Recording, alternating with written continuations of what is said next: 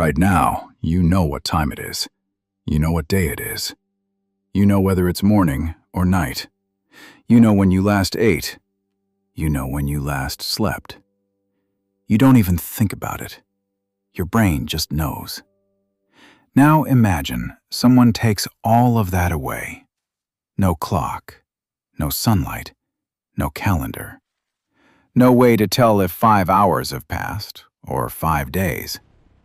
Just you and the dark and your own mind.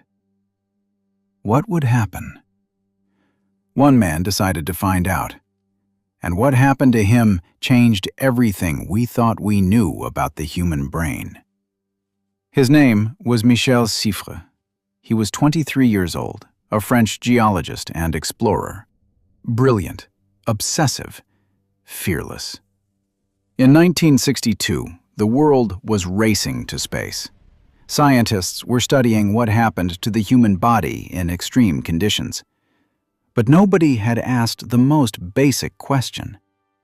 What happens to the human mind when you remove all sense of time? Not for a day, not for a week, for months. Siffre had a theory.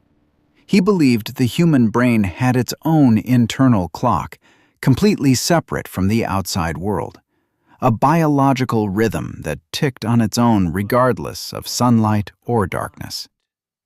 To prove it, he decided to become the experiment himself. He would go underground, alone.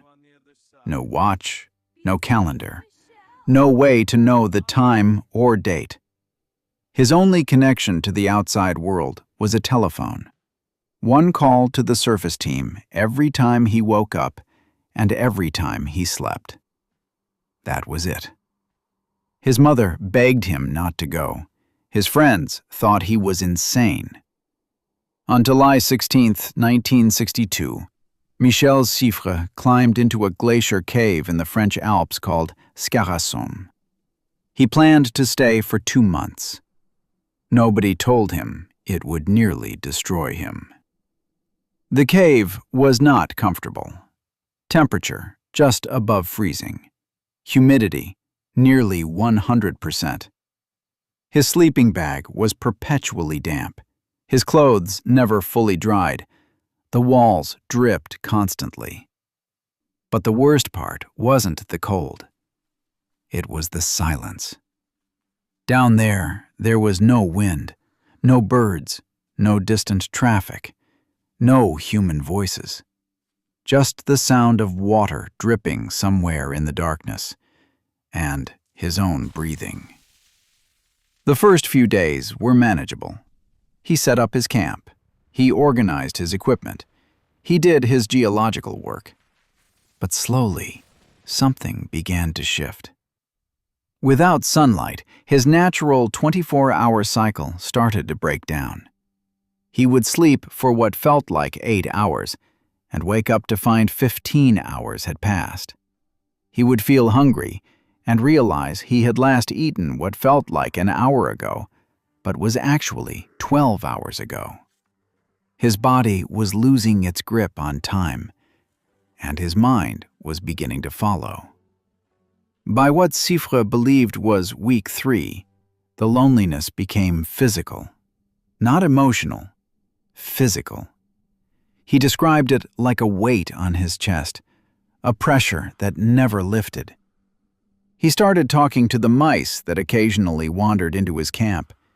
He named them. He looked forward to seeing them. When one of them died, he wept for hours. Not because of the mouse, because it was the only living thing that had been with him. And now, he was truly alone. His thinking began to change too. Simple tasks took enormous effort. He would sit down to write in his journal and find himself staring at the wall for what felt like minutes, but was actually hours. He started experiencing something he couldn't explain. Time was stretching and compressing, randomly, unpredictably. A moment of reading a book felt like it lasted seconds. Lying still in the darkness felt like it lasted days. His brain, without any external reference points, was simply making time up. And the numbers it was creating were terrifyingly wrong. On what Siffre believed was September 14th, he made his daily call to the surface. "I'm ready to come up," he said. "I've completed the experiment." There was a pause on the other end. Then his surface team told him what the actual date was. September 14th. He was right. He allowed himself a moment of triumph. Then they told him the year. It was still 1962. But the date wasn't September 14th. It was September 17th. He had lost 3 days. Not just lost track of them. His brain had simply erased them, replaced them with nothing. He had experienced 63 days underground. His mind believed it had been 33 days. He had lost nearly an entire month without ever knowing it was gone. He climbed out of the cave into sunlight for the first time in 2 months. He couldn't see properly.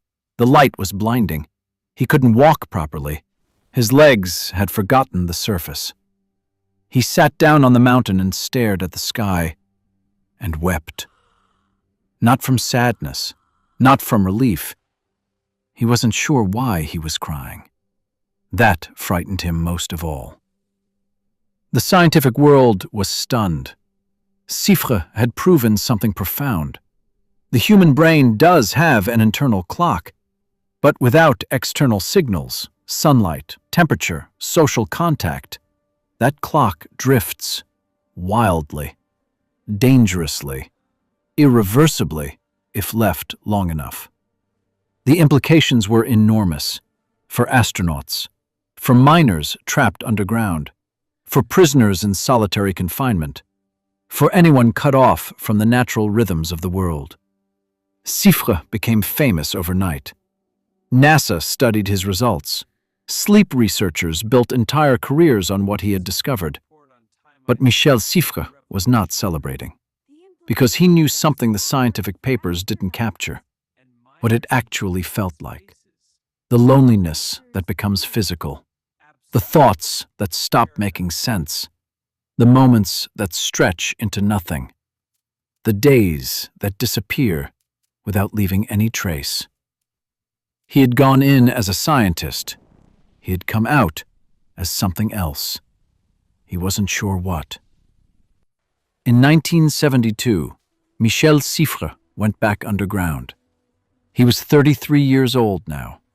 He had a decade of scientific credibility, a wife, a career, a life. He went back anyway. This time, not for 2 months, for 6 months. 205 days alone in a cave in Texas. He wanted to go deeper, to understand more, to push further into the darkness of time and mind. What he found was not science. By month 4, he was writing in his journal that he no longer wanted to live, not dramatically, not urgently, just quietly. A slow, gray feeling that life had lost its shape. He would sleep for 30 hours at a time, wake up, eat, go back to sleep. The days had no meaning. The hours had no weight. He emerged from the cave in September 1972. His hair had turned gray.